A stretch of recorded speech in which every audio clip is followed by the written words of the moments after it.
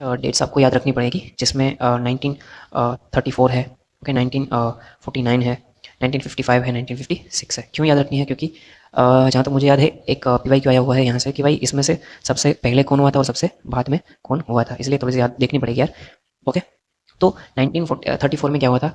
RBI act आया था। Okay, 1949 में 9 में क्या आया था? अपना बैंकिंग रेगुलेशन एक्ट आया था। 1955 में SBI का नेशनलाइजेशन हुआ था। अच्छा, आप बोलेंगे कि क्यों नेशनलाइजेशन हुआ था SBI का?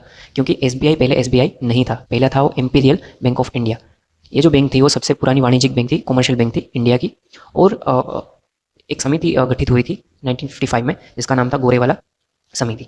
उसने क्या किया था कि ये जो इम्पीरियल बैंक थी, ओके, उसका नेशनलाइजेशन करने की सिफारिश की थी। और 1955 में हमने क्या कर दिया था? इंपीरियल बैंक का नाम बदलकर SBI कर दिया था। ओके, इसलिए 1955 को अपन याद रखेंगे।